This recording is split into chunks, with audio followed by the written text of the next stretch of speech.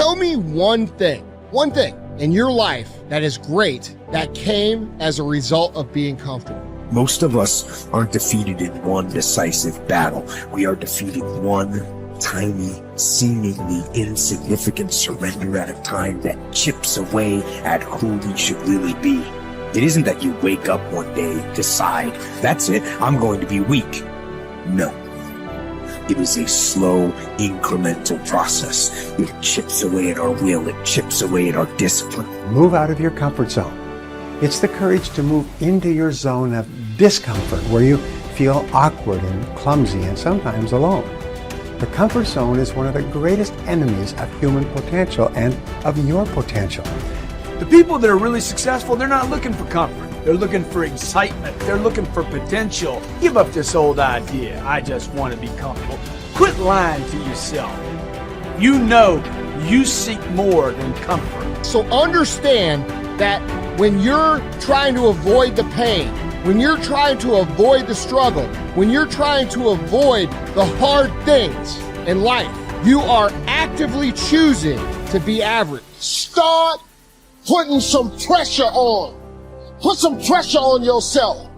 Get out here and get about it. Once you figure out that you're in a race amongst billions of people that live in this world, you're in a race by yourself. You have a purpose, and it's your purpose, not everybody else's purpose. It is your purpose and only your purpose, and it's your race. That means you are persistently bigger than your excuses. You are persistently bigger than feeling lazy. And you are persistently beating the feelings that typically stop you. Stop coming up with excuses. Don't give yourself permission to continue to live a small life. You can't fit a big dream into a small life.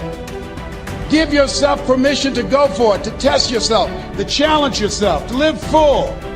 When the sun comes up, you've got all the books, you've got all the tapes, you've got all the access. Now it's time to hunt.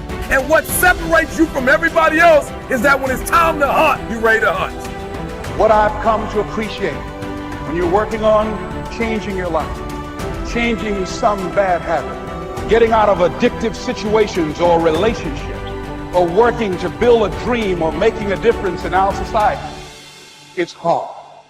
There are going to be all kinds of challenges that we all must face. You cannot live in this world without a challenge. You cannot live in this world without a struggle. Greatness is right on the other side of pain. So what are you running from it for? You say you want to be successful, then push through it. Stop making excuses and go get it. The lack of self-discipline is the major cause of failure, frustration, underachievement, and unhappiness in life. It causes us to make excuses and sell ourselves short. Perhaps the two biggest enemies of success, happiness, and personal fulfillment are first the path of least resistance and second, the expediency factor. The path of least resistance is what causes people to take the easy way in almost every situation. They seek shortcuts to everything. They arrive at work at the last minute and leave at the first opportunity. They look for get-rich, quick schemes and easy money. Over time, they develop the habit of always seeking an easier, faster way to get the things they want, rather than doing what is hard but necessary to achieve real success.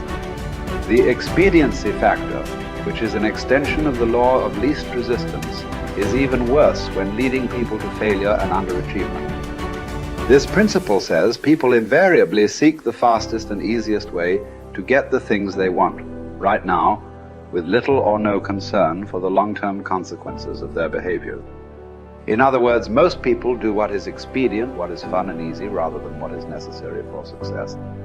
Every day, and every minute of every day, there is a battle going on inside of you between doing what is right, hard, and necessary, like the angel on one shoulder, or doing what is fun, easy, and of little or no value, like the devil on your other shoulder. Every minute of every day, you must fight and win this battle with the expediency factor and resist the pull of the path of least resistance if you truly desire to become everything you are capable of becoming. And then when you see people take on more responsibility and decide that they're going to aim up and confront their suffering honestly and forthrightly, that their lives get better and the lives of people around them get better too. And so that's very strange as well, because it also means that the pathway to less suffering is through suffering, right? And that would be hopeful if the world was constituted that way. It's like, well, there's suffering. How do you make it worse? Run away. How do you make it better? Confront it. Yeah, but it's suffering. It's like, yeah, but it's there. There it is. It's right there. It's a precondition for existence or something like that. And it's like you have something important to do as well. And you confront it, and that's the pathway to transcending it. We need to figure out, like, now, today, what is, the best way to live your life? What is there's got to be ways you can be putting forward the most positive energy. I mean, we know objectively what's causing pollution. We know objectively what's causing birth defects, and we're taking in too much chemicals and not enough vitamins. We know objectively all this stuff. We know how to organize our world, and yet we don't do it. We know how to organize our health, and yet very few people do it. We know all these things. The right path to being a happy, healthy person is to do all the shit that we already know you're supposed to do. Take care of your body, take care of your health, take care of your mind, your stress, meditate, be kind to people. We all know that. I mean, you ask anybody, they know how to get by and to be the most evolved version of you that you can be. I mean, it's not like a magical checklist. If you talk to people about it, you said, okay, here you got a person, you want to improve them, what are the things you're going to do to them? Okay, well, if I was a life coach, the first thing I would say is this guy's got to get on a diet that makes him healthy. I don't mean a diet just to lose weight. I mean just healthy foods in your body, many, many vegetables. Start working out your body and get a better sense of how this machine feels when it's moving, it's flowing better, there's less tension in it, your mind feels relaxed and you enjoy every single moment of the day better. Step 1, everybody knows that step, right? What's step 2? Be cool to people. Be nice to as many people as you can. Smile at as many people as you can. Have them smile back at you. Tip well when you go to restaurants. Just do the most you can. Be as nice as you can and just still manage to not have people walk all over you. Just get through this life as nice as you can. The average human is capable of unbelievable improvement. That's the thing that's my superpower. I don't think I'm special. I just realized in looking at the science that humans actually are capable of this incredible amount of change.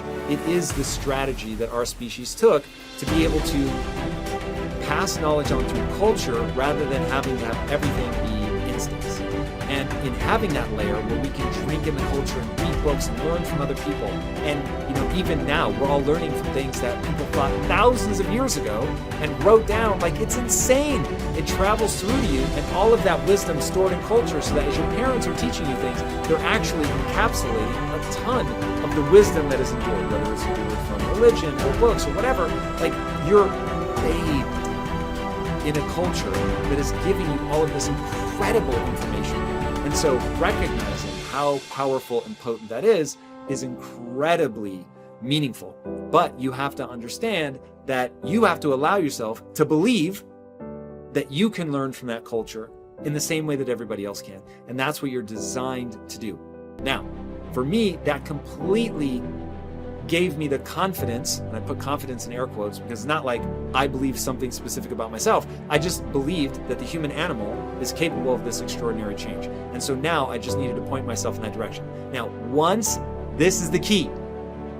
Once I realized that I could get better at anything, it dawned on me that how I spend my time is a spiritual consideration. And I didn't want to die with potential that I failed to turn into skill set. That to me, that speaks to me. How much of my potential can I actually turn into skill set and get good at this stuff and push and grow and improve? That to me is just this incredibly intoxicating thing. So for me, the discipline, the confidence, all of that comes from recognizing the human animal. Nothing special about me. The human animal is capable of extraordinary change. I'm going to have to put time and energy into doing it, but I'm capable of getting this change. Therefore, I can do anything I set my mind to. Therefore, it really matters what I choose to spend my time on. Therefore, I want to put structure and discipline in my life so that I can move forward on things that excite me, that matter to me, because I really can have this big crazy dream that I'm thinking of. So my discipline is really born of my desire to have that thing, coupled with my belief that I can actually get there. Desire and belief. Get those two things right, and the discipline will take care of itself.